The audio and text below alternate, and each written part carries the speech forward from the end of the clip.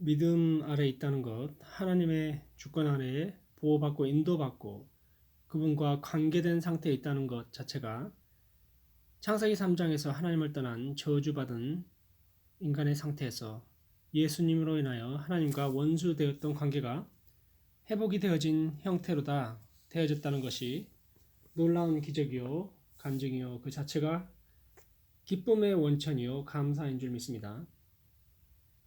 약속의 자녀, 언약의 자녀 이 표현들은 모두 다가 전능자, 창조주와 개인이 회복이 되어져서 믿음의 조상 아브라함처럼 예수님을 믿음으로 주인으로 모셔드려서 아버지 안에 들어온 사람들의 모임이 교회가 된 것이 천국의 회복이요 에덴 동산의 복원으로다가 가는 길이라는 것을 생각을 합니다.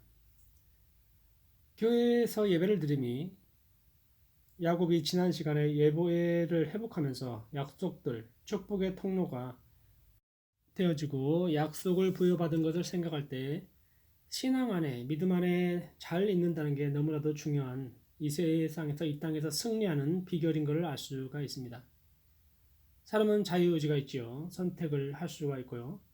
그래서 사람이 사람되게 창조되어졌는데 오늘 본문의 에서의 족보는 자꾸 믿음에서 신앙에서 멀어져가는 한 사람의 족보를 얘기합니다. 그 멀어져간 결과는 선택된 사람들 이스라엘과 적대적인 관계로 발전하게 되고요. 사단의 종로로 다는 통로로 쓰임을 받게 되어집니다.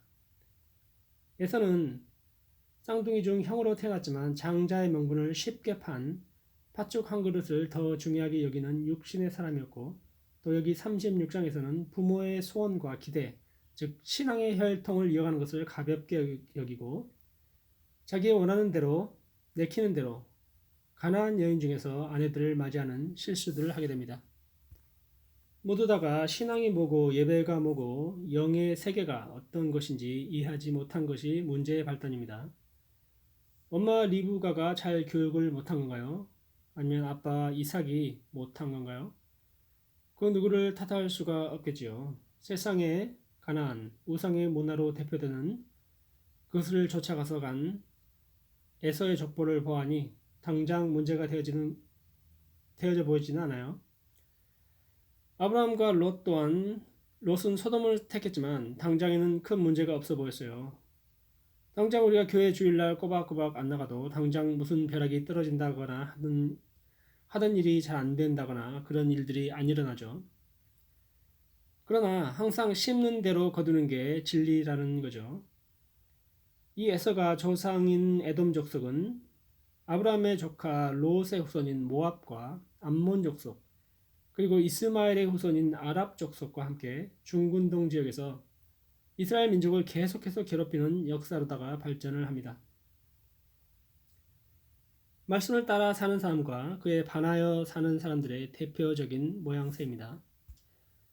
야곱은 비록 인격이 별로였고 한 그런 사람이었죠. 하나님을 만난 후로는 그분을 신뢰하고 그분의 말씀을 따라갔지만 에서는요. 약속의 땅, 가나안, 하나님이 함께 하시겠다고 한 땅을 애써서 떠나갑니다.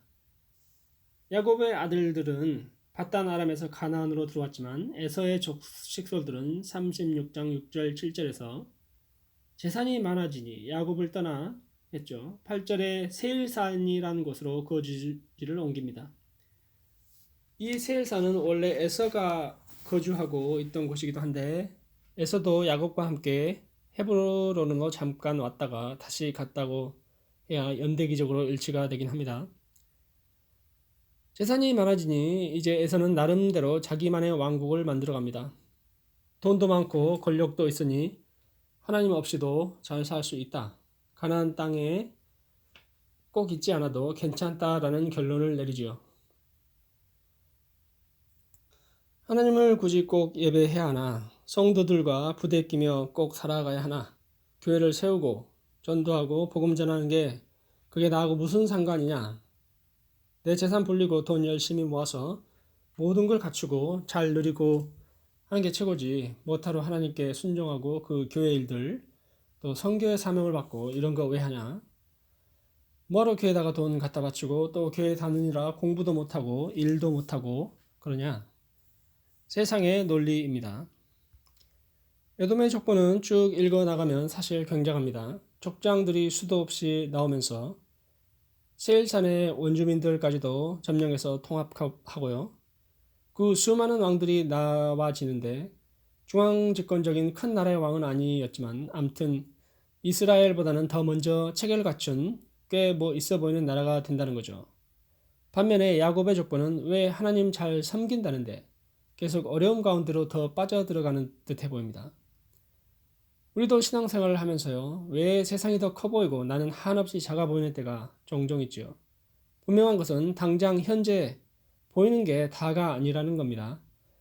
일반적인 하나님의 은총이 주어진 가운데 세상은요, 보이는 것만을 위해 마치 세상이 다인 것처럼 경쟁하고 그것만을, 물질만을, 권력만을 위해 살지만 하나님의 사람은요, 그저 욕심이 없지요. 너무 초라해 보일 정도로.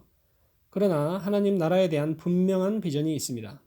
그 비전을 이어가기 위해 하나씩 주님께서 친히 일하시는데 때론 알 수 없는 생각지도 않는 연단의 과정도 있을 수도 있고 하나님의 일하심과 그 섭리 아래에 우리 모두는 있게 됩니다.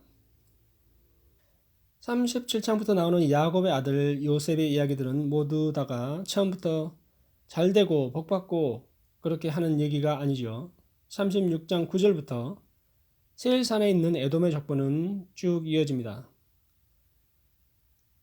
여기부터 등장하는 세일산은 시온산과는 대비되는 영적인 갈림길처럼 반복되는 주제입니다. 시온산은 이삭을 예물로 바치던 순종의 예배가 있던 것이라면 세일산은요, 자신의 왕국을 세워나가는 대명사처럼 여겨집니다.